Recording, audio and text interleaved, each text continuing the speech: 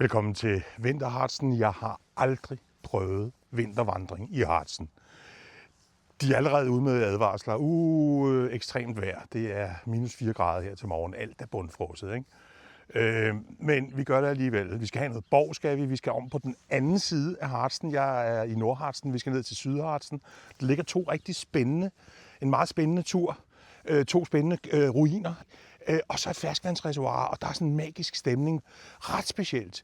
Og så er der altså, sidste gang jeg gik den her tur, der farede jeg vild og måtte gå om igen. Altså ned til en stor vej, og så bare gå af den. Så jeg fandt aldrig den vej, fordi vejen gror til. Lad os se, om den også gør det den her gang. Det kunne virkelig blive interessant at se. Så Vandermand er taget til Vinterharzen, og han har taget den her med. Yes! Det er for sindssygt det her. Altså på vej til Neustadt, hvor vi skal gå tur fra i dag. Men jeg må lige vise jer det her. Jeg må simpelthen lige vise jer det her. Jeg laver lige en hurtig parkering. Skal jeg altså se her. Prøv lige at se her. Prøv lige at se der. Wurst 24/7. Ikke? Og så går vi derhen. Wurst 24/7. Værsgo. Så er der simpelthen wurst hele døgnet. Wurst 24/7.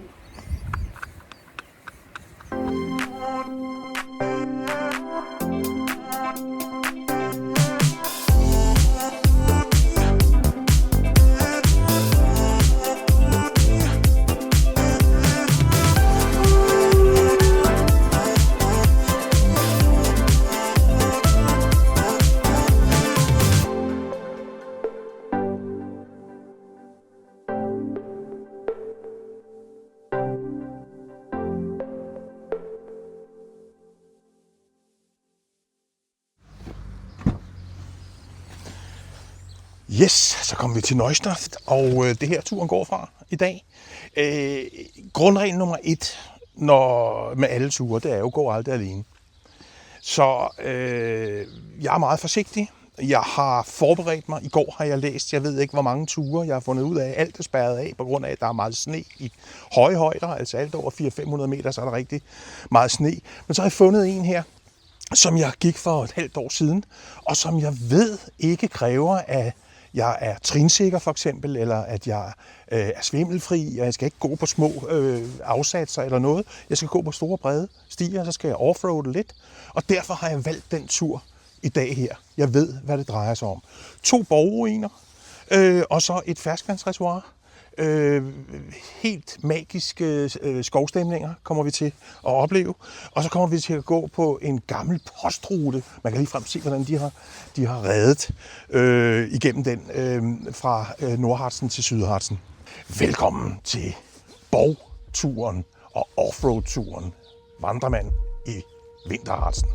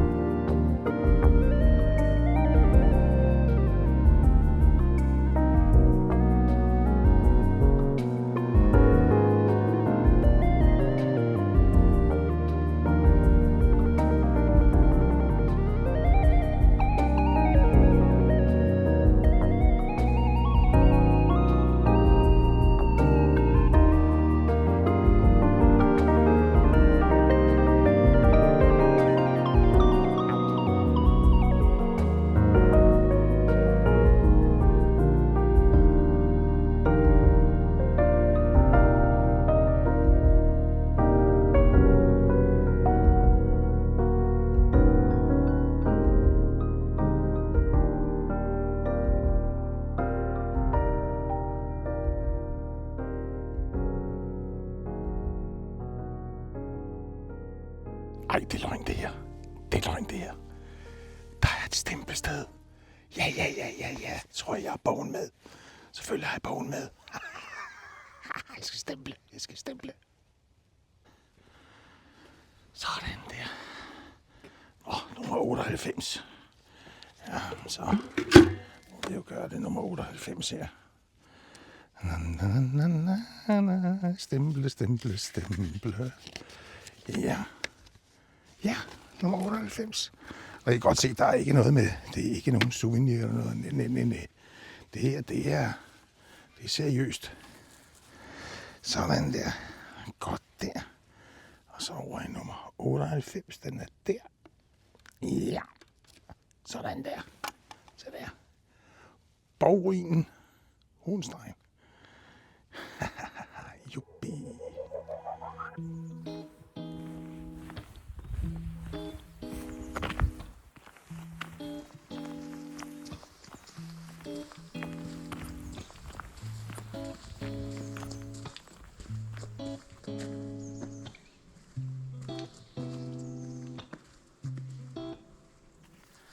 Altså, det er virkelig bøs og det basker, det her. Bøs og det basker. Hold da op. Og suveræne stier. Store, brede stier uden sne på, og en stilhed, så kun min stemme forstyrrer. Se nu her. Der er de igen med deres hytter. Så hvis det bliver uvejr eller på anden måde, man har lyst til lige at sidde og få noget skygge eller noget mad, jamen så er det der, man gør det. Det er simpelthen så godt. Og der kan vi se her, der er også de gode til at skilte. Gamle poststrasse. Ja, den gamle kommer vi til at gå af lidt senere. Og så skal vi se en gang, nej, det kan man ikke se, der er modlys. 1 kilometer til Tarlsberg, til dæmningen, hvor vi... hvis ikke det var fordi, jeg vidste, at der simpelthen er så underskønt dernede ved dæmningen. Og det er der, jeg vil sidde og spise min frokost. Så vil jeg sidde og spise der i det lille skur der. Men vi går videre. Vi går lige 10 minutter, et kvarter til, så skal I bare se et sted. Så skal I se et sted.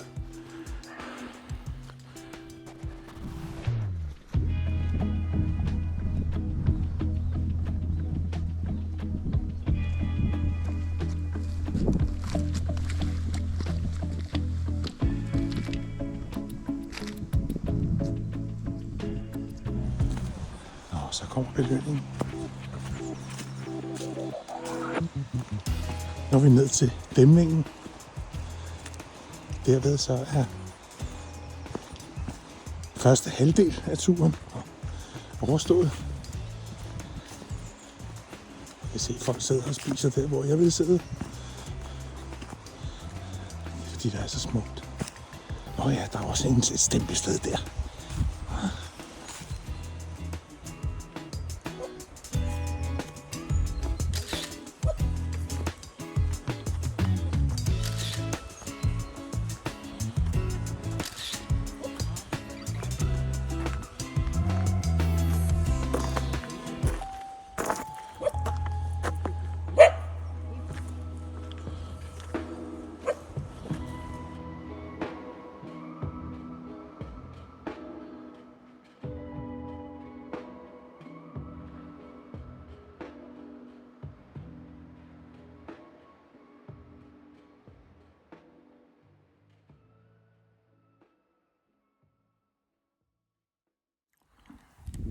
Fik jeg lige en sædeplads.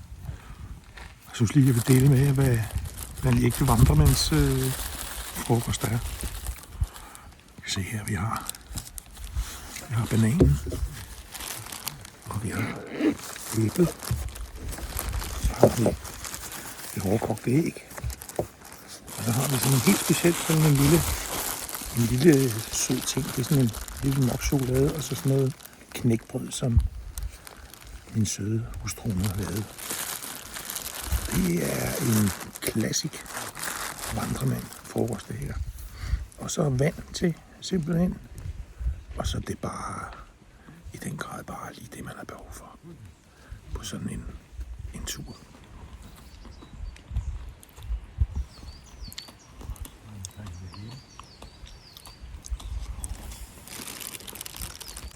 Der bewegt sich wie du willst, guckt nach vorne, ist immer alles knallgrün. Aber richtig voll in den Saft. Ja, oh oh. Dings dann durch. Aber richtig. Wird dann irgendwie rechts und links vorbei, oder? Also, wollten bitte. Naja.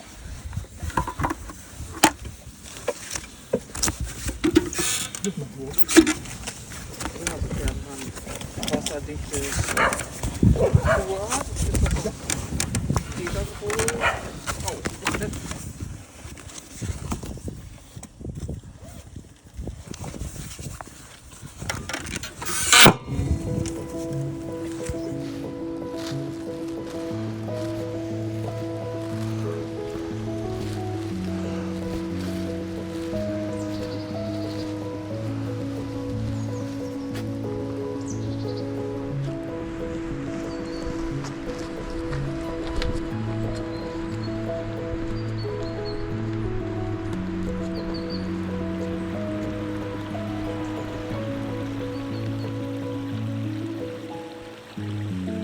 Ganske som vejrudsigten sagde, så skyer det til nu.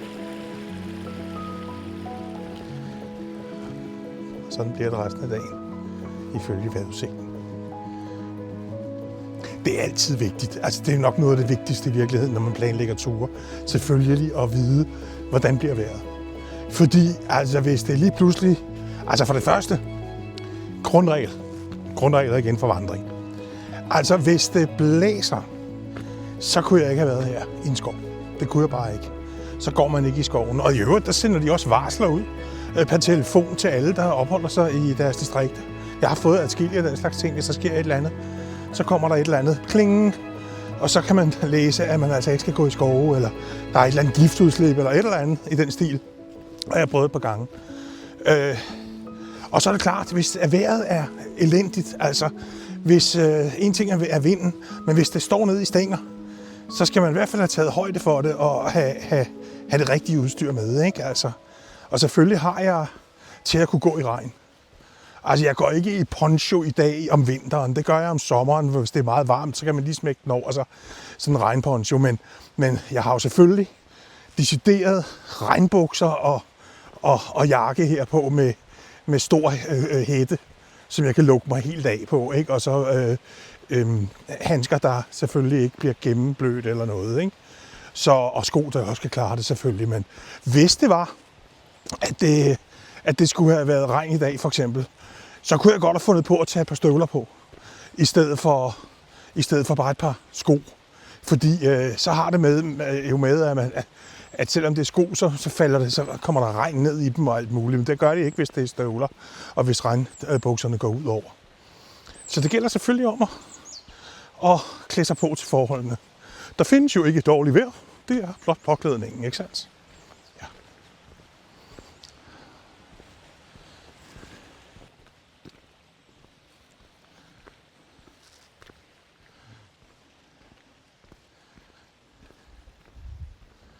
Jeg er fuldstændig forlibt i de her gamle østtyske skilte. Heinrichsburg, ja. Felsentor. Det er sådan et stort tårn af klipper, af porfyr, som vi også skal ned og kigge på.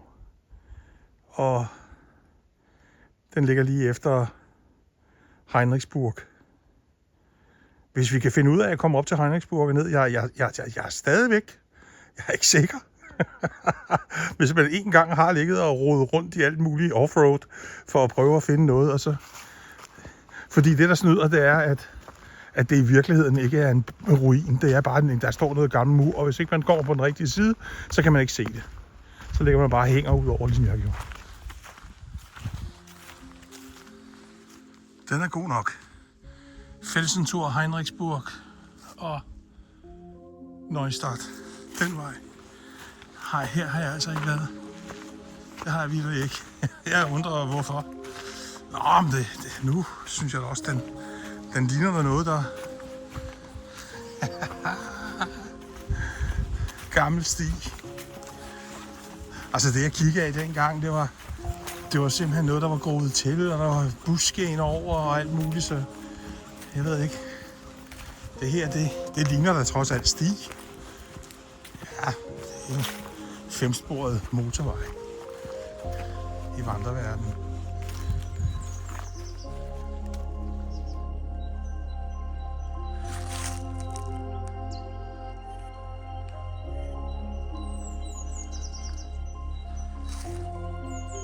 Godt nok en mystisk sted, det her.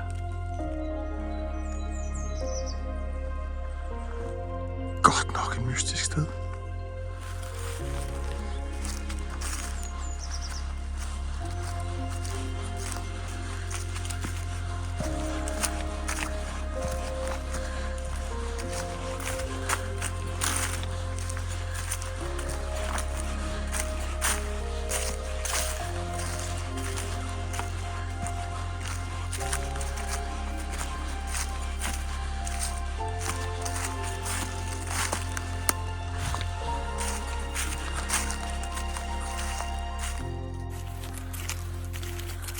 Du kan da godt lidt eventyr i den. Gør det altså. Det må være det, jo. Hey. Der er en høj deroppe. Nu bliver det altså. Nu bliver det spændende. Nu bliver det spændende.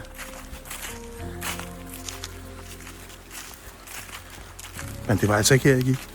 Det var det ikke. Det her, det er jo sti. Jeg må have været lidt for frisk på den der med overflowen.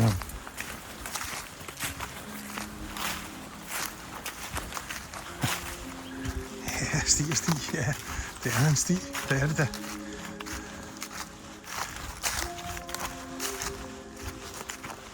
Jeg bare forestiller mig, hvordan det er i DDR-tiden har lavet alting forfalde. Altså, undskyld mig. Men jeg har ikke haft ressourcer til noget.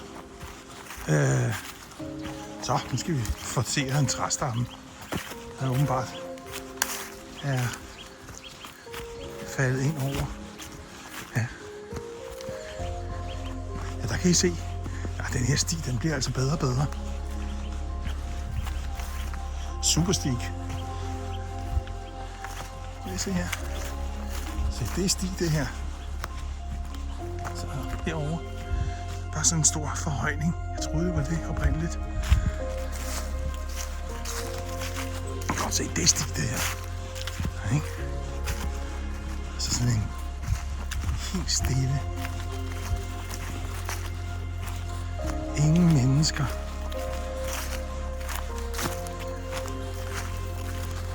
Ikke så meget som en hund.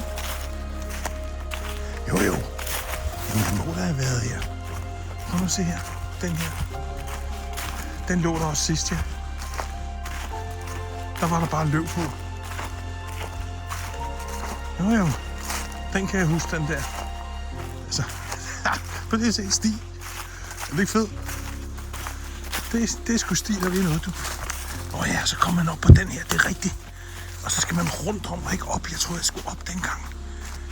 Nu har jeg lige tjekket på GPS og så videre. Ja, jeg tror, det er det her, men det. Ja. Og der kan jeg huske, at jeg forserede og kigge op der, ja. Men man skal rundt om. Og das ist die Mauer. Okay, nu skal jeg lige fortælle, at jeg har altså fået hjælp af en tysker, der godt kunne tænke sig også at se det nemlig. Og han kunne heller ikke finde det, og det er jo altså det her. Det er det der murstykke, der er der lige frem. Og der kan vi altså se, man skal ikke ud og ligge på de her kanter, som jeg gjorde. Men det er altså her, det er. Ja. Ja.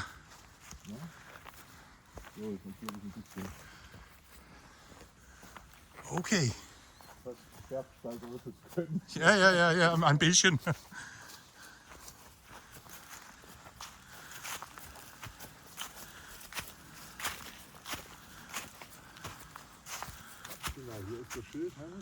Ja, okay. So das ist Heinrichsburg auch. Ja.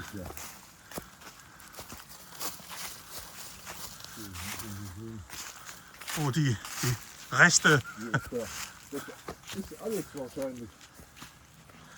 Ah. Das ist alles. So, mal gucken. Ja, doch. Das ist aber ein bisschen Ja, ich bleibe hier, denke ich. gefährlich. Aber es geht, da kann man sich an die Aber ich filme sie. Ja, ich nehme es. Und dann.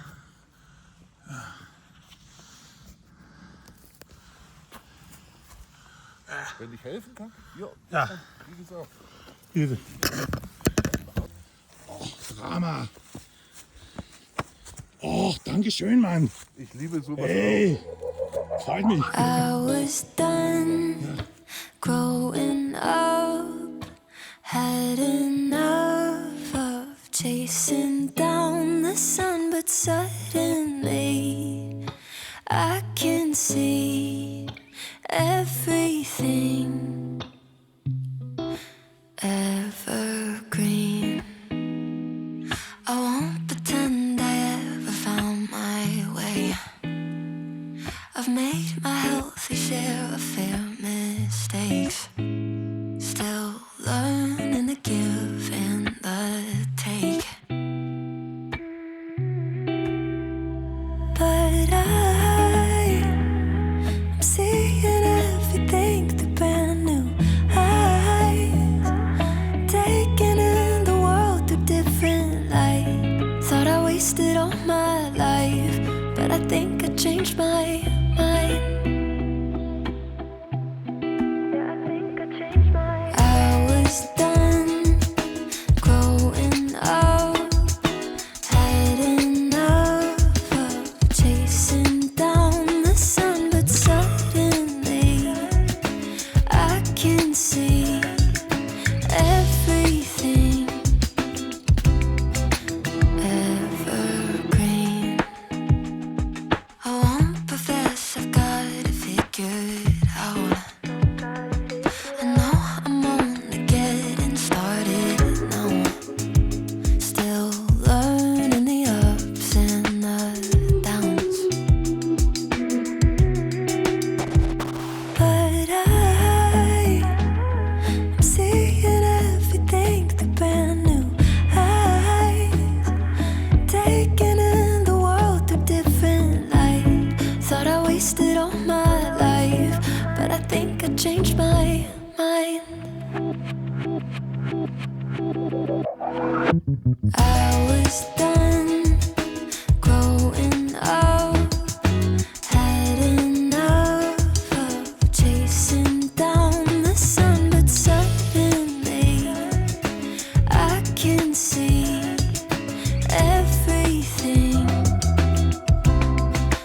evergreen.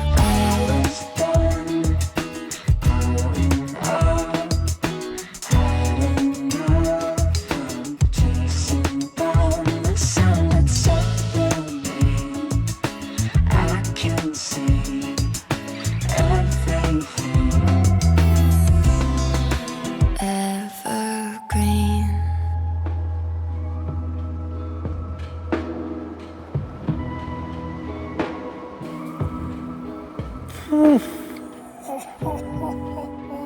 Men, jeg ved ikke, hvad han hed, men vi fulgtes ad og fik vist mig rundt på en... ja, jeg havde jo været der. Jeg vidste jo bare ikke, det var der, jeg var. Og der var også et af stederne der, hvor jeg siger nej, der vil jeg altså ikke gå ud. Så gjorde jeg det jo selvfølgelig, men der var lige et sted, hvor vi godt kunne være enige om, at den var sgu lidt. Men den var nemmere på vejen hjem.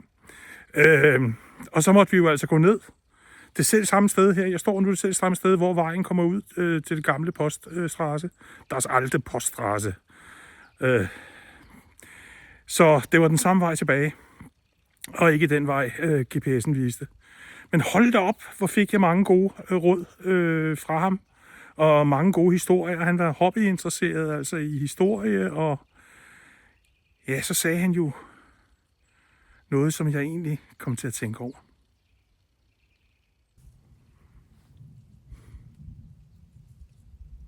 Vi kom til at tale om det her med, at Nordhausen altid havde brændt den der snaps, dobbeltkorn. Og så siger han, det er verdens bedste medicin. Så siger jeg, ja, siger jeg så. Men bare man ikke får for meget af det. Ja, siger han, det er rigtigt.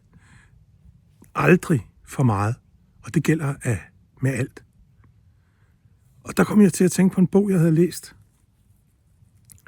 hvor man gennemgår hele vores grundlag for, hvordan vi tænker her i Europa.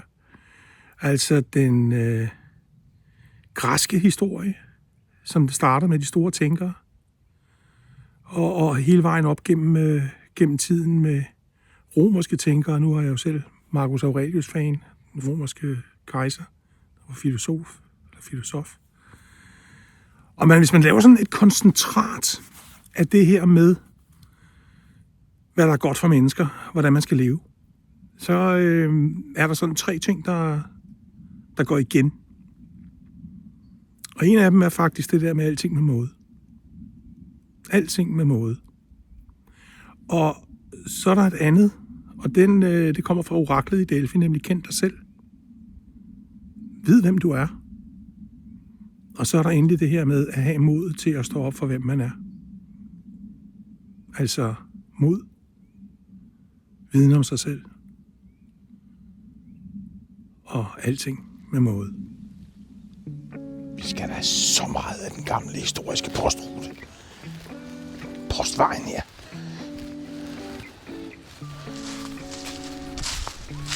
Helt vildt den her. Postrute. You got me shaking, yeah, I feel the fever coming on. Boy, you know you're all I want. Keep saying that I hate it, but it's kind of fun. Watching me come undone. No more games. Can't we just say its name?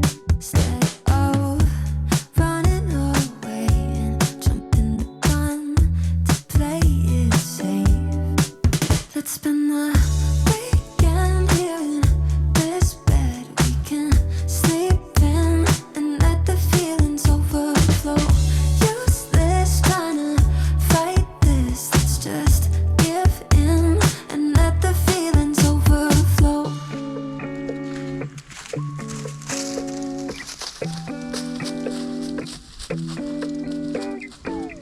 I tried to shake it, find a way. Så er der noget for klippe-aficionados, du. Er der også sindssygt, det her Felsentor. Sådan noget rød porfyr, hvor det bare står. Prøv lige at se her. Prøv lige at se. No more games. Can we just say its name? Instead of running away and jumping the gun to play it safe.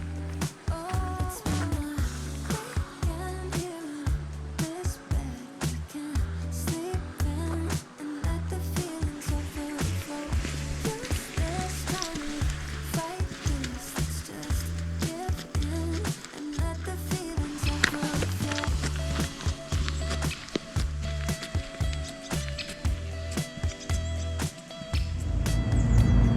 Hver tur er et eventyr. Og som min tyske ven sagde, da jeg sagde, det her det er jo et helt eventyr. Ja, så er det et lille et. Ja. Men det er også godt nok til vandremand. Det var vandremand. Husk at like, ikke? Og følg mig og alt det der, ikke? Til vi ses igen. Jo!